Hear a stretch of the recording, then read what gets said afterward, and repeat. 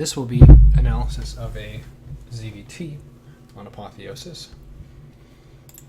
So the build of the month, and it may never go away, is when Terrans go for a pretty quick natural expansion into a bunch of Marines to defend early aggression, into 2 Medivacs with Stim, and then they wreak havoc on the swarmy side of things.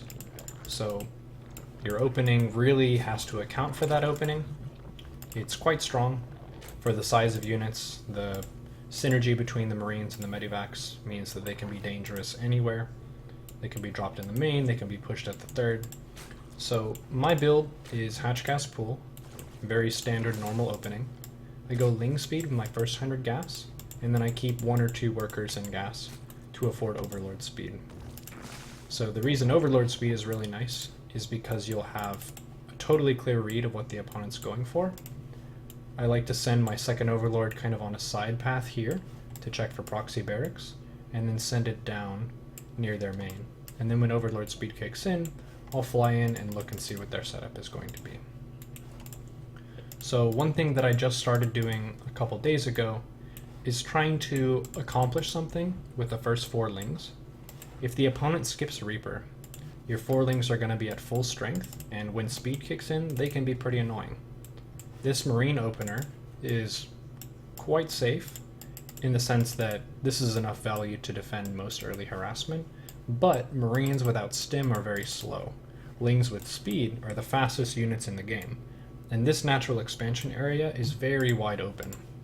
So one thing that I was trying to do here is just run in and look at the production.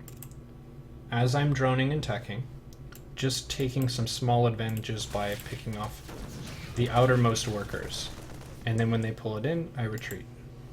So it's kind of like how a Reaper relates to drones, where they're trying to pick at the fringes. If you get your worker attacked, you click it in to be at a safer location.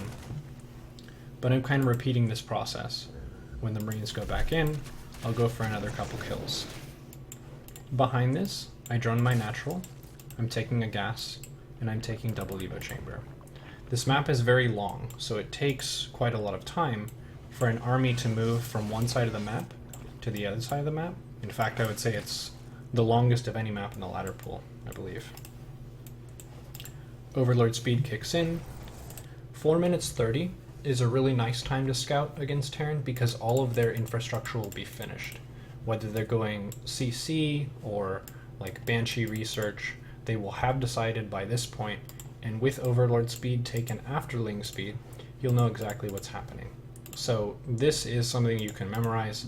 Having a starport with a reactor, a barracks with a reactor, and a factory with no add-on likely means it's going to be that amazing opener of double Medivac Stim Marine.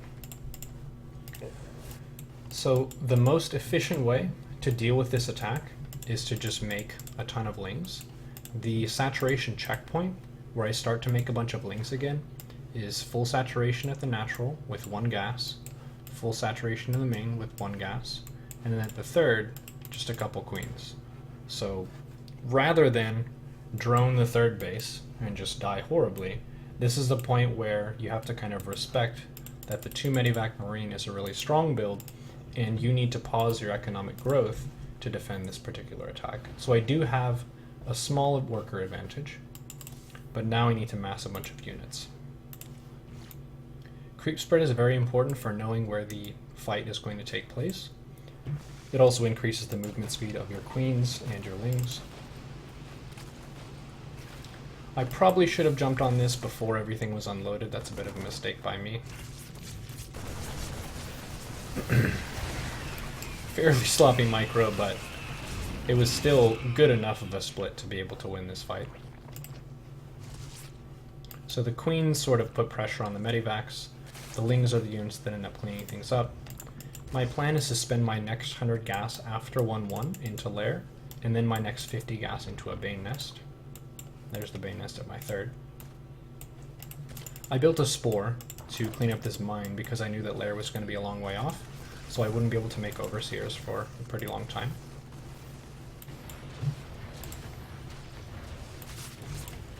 Lings are kind of running around. just sort of stabilizing.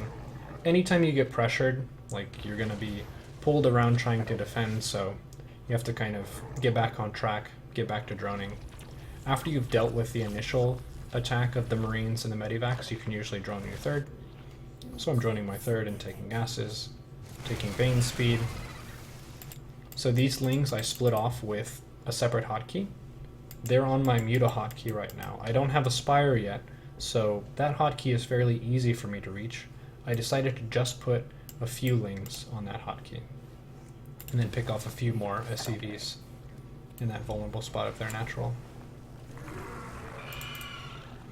Having one spore per base at around the 5-minute mark is pretty wise, dealing with Liberators and that sort of thing. So now I want to be aware of, is the Terran player going to take a third base? If so, where are they going to land it, and what are their attack lanes going to be? I want to keep creeping. Generally on this map, I've been favoring taking my 4th base here. At first I was taking my 4th base here, but one of the negative aspects of gold bases is map makers usually put them at spots that are more difficult to defend. So like, imagine having siege tanks here or here. It can be a big pain to deal with those attacks. Whereas this area is a nice high ground area. It's very open all around this. So for the opponent to attack here, they have to attack uphill into the location, and there aren't really any good cliffs that are within firing distance of the base. Whereas here, they can just control that cliff and then give you a bad time. So to check really quickly, I usually go main base, natural, 3rd, 4th, 5th, and then 6th. You can take this as a 5th if you have a bunch of LingBane and you feel like you can control the center of the map. In Heart of the Swarm, LingBane Muta was like the go-to style against Bioterran. In Legacy of the Void, there are Liberators. Liberators trade incredibly well against Mutas, so often if you kind of realize they're already investing in Liberators with their army, you don't really want to make a Mutaflock. Generally just going Corruptors is going to be the smarter option. So here, if you kind of take a look at my hotkey setup, I have my main army. This is the main army stuff, all on one hotkey. And then I have one hotkey for the units in my main. Then I have another hotkey for, I think, some harassment units here. Yeah. So LingBane is a very, very mobile composition. And by adding multiple control groups, you create more opportunities to defend attacks and also to deal damage to your opponent. This type of Ling run by with just 12 units can be really annoying for Terran to deal with. They have unburrowed mines, that's a bit of a mistake.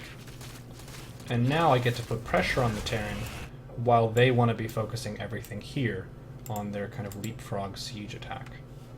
So this Ling run by is dealing nice damage. It's also buying me time for my Corruptors to come out. I kept some units over here by the 4th. It's super common that the Terran will have a goal of pretending to push at one location and then having their main focus on killing a base elsewhere. So this is a pretty big attack, but they also had the potential to kill this 4th base. I'm just being patient. Generally, attacking off creep into an entrenched bio player is pretty bad. There's a Sun Tzu principle of whichever army is at ease is more prepared for the fight and has a clear advantage. This army is at ease. They're entrenched, they're in siege mode, and they're going to take an incredibly good trade for the army value that's there. But because I put pressure back here, the reinforcements for this push were slowed down quite a bit. So I'm kind of building up strength on either side, and then as my Corruptors are finishing up, I'll be ready to take a big fight. Lings are attacking here, and then I can take a big trade.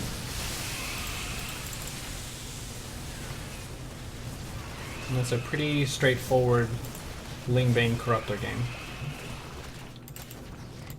So one key thing to focus on against Terran is before you have a Mutaflock, you should still invest in a secondary control group worth of units to defend against drops. A lot of times if they're super aggressive with bio units, you can't quite afford to make a Mutaflock, like you would just die to their attack, but you can make some LingBane and defend those most droppable locations.